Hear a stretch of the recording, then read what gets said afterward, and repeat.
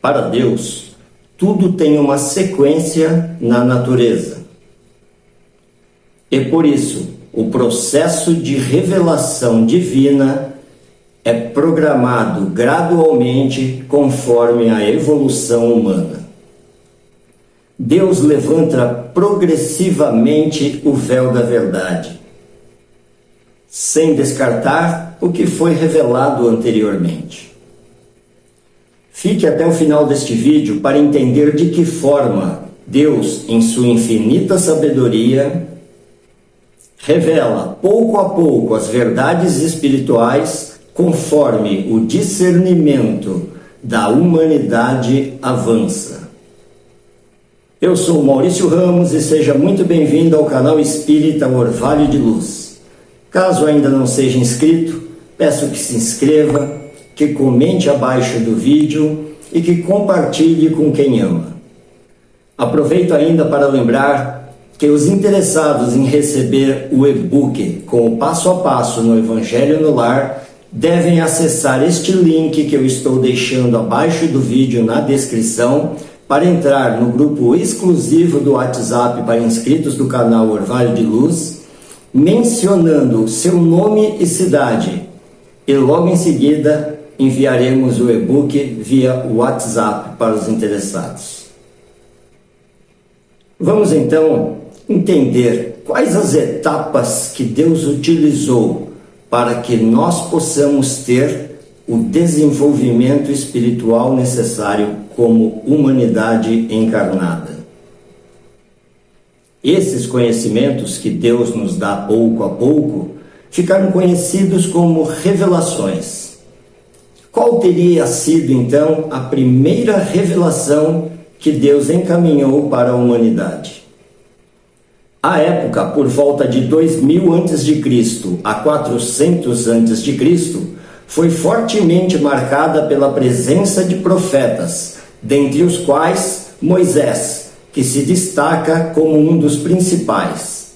Neste período, então, do alto do Monte Sinai, Moisés proferiu os 10 mandamentos, que seria, a partir daí, o código moral para o mundo. Passado longo período, séculos e séculos, para que a humanidade evoluísse lentamente, passo a passo, Deus nos fez então uma segunda revelação. Com a vinda de Cristo, se iniciava a era da maioridade espiritual, uma vez que Jesus, com sua exemplificação divina, entregaria o código da fraternidade e do amor a todos os corações. Essa segunda revelação se fez através da mensagem do Evangelho de Jesus, cuja essência é o amor. Jesus Cristo vivenciou o amor, sendo a síntese da lei de Deus viva. Séculos se passaram para que, enfim, apesar da humanidade engatinhar rumo à evolução espiritual, Deus nos enviasse, mais uma vez, a terceira revelação. Para ser compreendido o sentido oculto de algumas palavras de Jesus, era necessário que novas ideias e novos conhecimentos lhes trouxessem a chave indispensável, ideias que, porém, não podiam surgir antes que o espírito humano houvesse alcançado um certo grau de maturidade.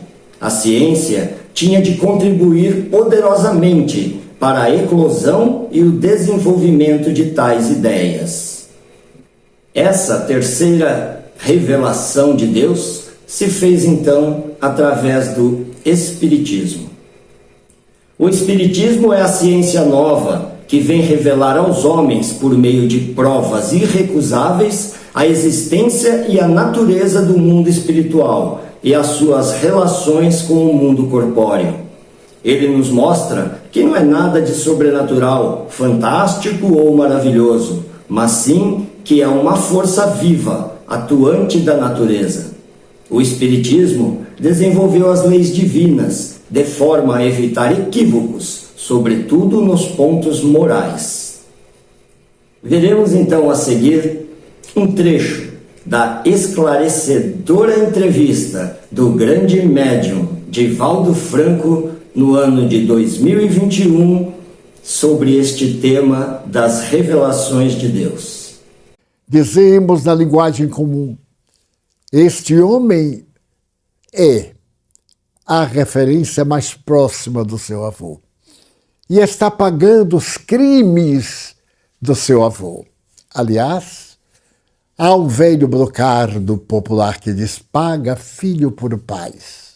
Não é exatamente, porque seria uma injustiça.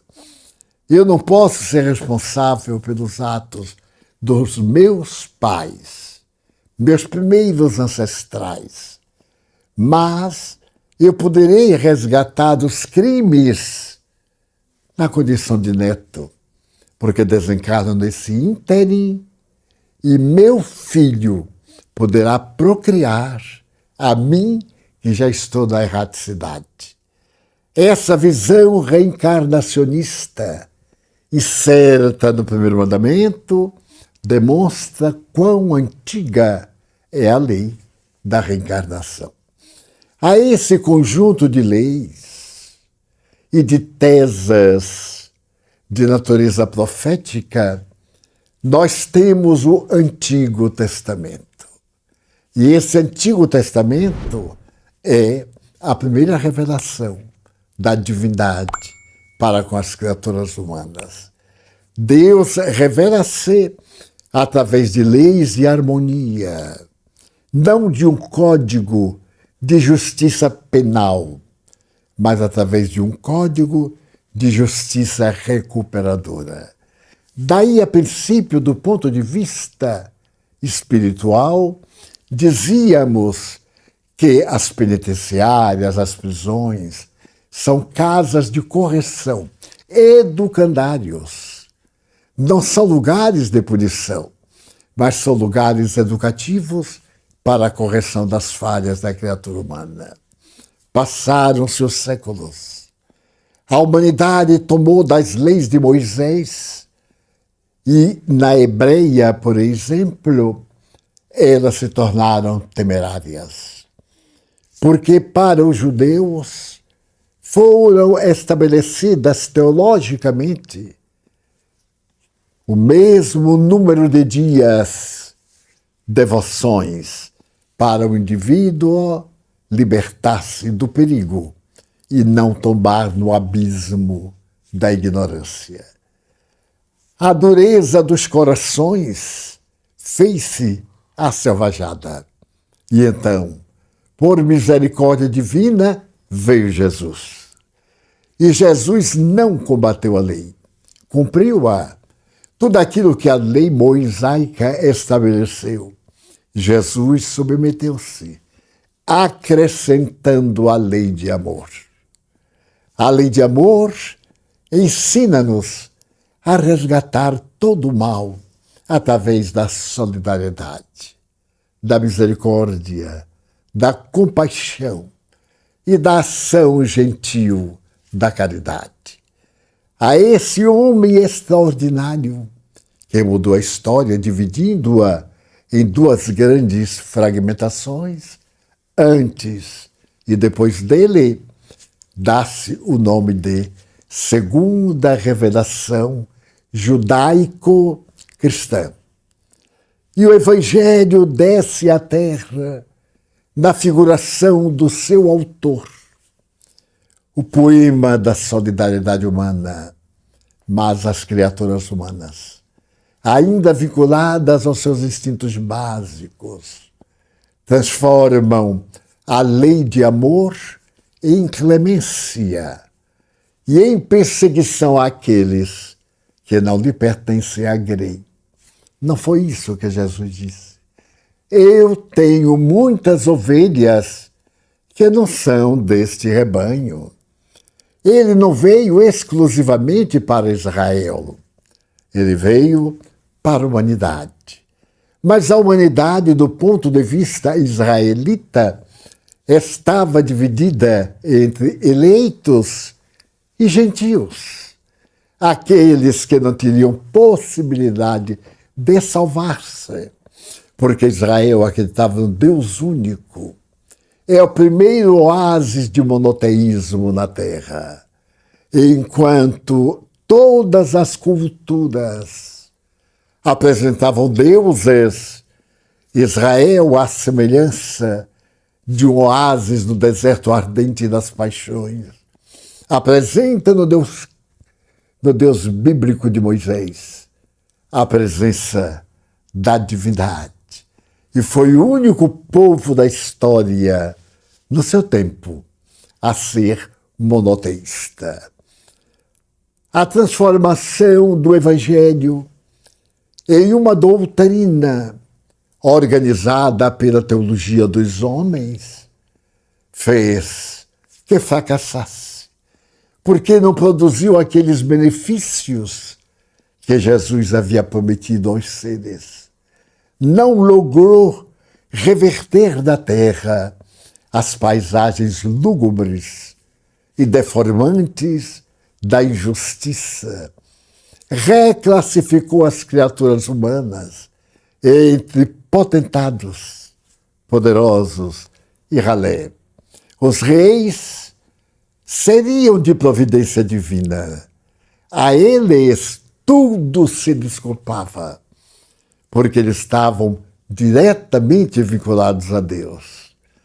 E então nós notamos que muitas vezes o trono havia sido conquistado numa guerra em que todo um povo foi exterminado de maneira cruel e invejável pelas características. Aquele Deus que ia gerar o Rei singular é o Pai misericordioso que nos mandou Jesus como modelo e guia. Se observarmos estes 19 séculos que passaram, vamos ver o que é que fizemos da misericórdia, como transformamos o mundo naqueles que eram privilegiados e nos outros, até chegar Francisco de Assis, ou Teresa d'Ávila, ou Agostinho de Hipona, ou quantos outros missionários dele, e dizer, eu sou o outro. E nascer essa psicologia de você e eu somos um. Como dizia muito bem Aristóteles, quando dois indivíduos se amam, é a mesma alma em dois corpos. Portanto, em uma demonstração que se fundem os sentimentos, embora haja as individualidades, elas são gêmeas e se tornam afins através da história. Então, Jesus houvera prometido que enviaria alguém para que pudesse repetir as suas lições. Repetir porque não seriam entendidas nem praticadas. E, de repente, o mundo espiritual como exército, tal e qual está no prefácio do Evangelho segundo o Espiritismo, desceu à terra e trouxe a mensagem única do Deus único e do amor universal. E os espíritos, como sendo os clarins de uma nova era, implantam desde esse passado essa terceira feição, ou terceira revelação judaico-cristã. Nossas raízes são judias. A lei, para nós, é fundamental. A tradição dos profetas, os ensinamentos bíblicos têm para nós um valor grandioso, porque o Evangelho é uma árvore cujas raízes estão no subsolo das tradições espirituais. Daniel, Elias, Jeremias, esses profetas que abalaram a história hebraica e que nos últimos 400 anos fez o silêncio para dar lugar à chegada dos novos clarins, que são os nossos imortais. Provaram que a sepultura está somente com os despojos materiais. Aquele silêncio sepulcral é aparente, e eles vieram em triunfo dizer que eram vencedores da morte, que a vida continuava tão exuberante, tão grandiosa.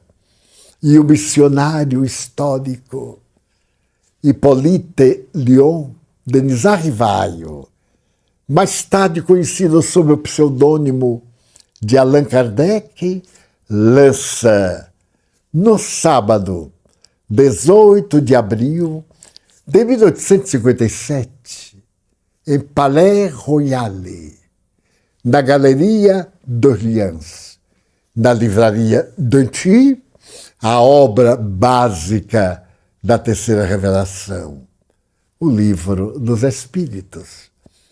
Era um modesto compêndio de apenas 504 interrogações, porém fundamentais para atender a todas as necessidades humanas.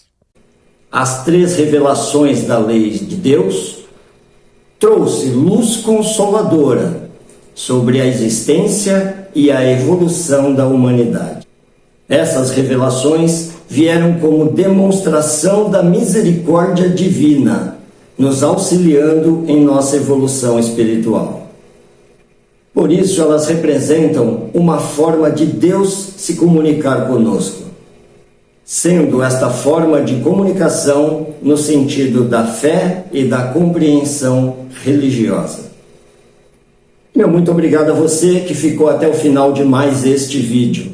Caso não seja inscrito, peço que se inscreva, que comente, que ative o sininho das notificações para continuar recebendo mais vídeos como esse. Divulgue para quem você ama. Ajude a divulgar a doutrina espírita. Como sempre, desejo a todos vocês muita luz, muita paz. Que assim seja.